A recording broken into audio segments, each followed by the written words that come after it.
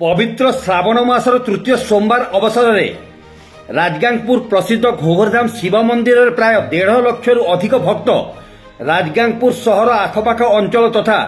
पड़ोशी राज्य छत्तीसगढ़ झारखंड मध्यप्रदेश पश्चिमबंग आसी पवित्र वेदव्यास त्रिवेणी संगम ठारे गंगा जल आनी घोघरधाम शैवपीठ ठारे शांति श्रृंखला सह पूजा अर्चना सह जलाभिषेक करथिले। संध्या 7 घटिका समय राजगांगपुर विधानसभा मान्यवर विधायक डॉक्टर सीएस राजनेका ओडिशार विशिष्ट शिल्पपति तथा समाजसेवी रमेश पाणिग्राही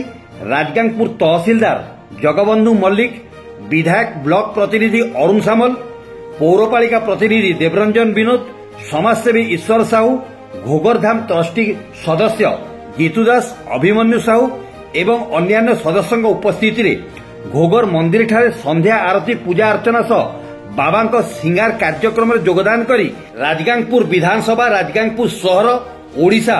तथा विश्व शांति उन्नति प्रगति विकास भाईचारा पाई मान्यवर विधायक डॉक्टर सीएस राजन एका घोघर बाबा निकट में प्रार्थना करथिले। राजगांगपुर बाबा घोघरेश्वर धाम घोघरधाम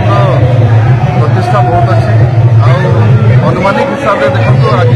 द्वितीय सोमवार 1.5 लाख अधिक श्रद्धालु आसते खाली ओडिशा नुहे आम छत्तीसगढ़ झारखंड बाकी अंचल बहुत भक्त समावेश और माहौलटा बहुत भल अच्छे भक्तिपूर्ण जोटा आम ये आटमोस्फियर क्रिएट आम भावुँ कि आगामी दिन में आउ भल पर्यंत शांति श्रृंखला चलती आशा कर बाबा आशीर्वाद सब ठीक ठाक। ये जो बाबा घोघरनाथ ये मेला प्रति वर्ष श्रावण पाई ढाई बहुत भक्त आसती और आम दूर दूर पाख पड़ोशी जो अच्छी राज्य अच्छी छत्तीसगढ़ ये सब साइड आसती लक्षाधिक भक्त एमागम होती एपाई प्रशासन तरफ आमर पुलिस प्रशासन मजिस्ट्रेट हिसाब से मोर आडिशनल तहसीलदार अच्छी शांति श्रृंखला केमी कर समस्त मेम्बर मान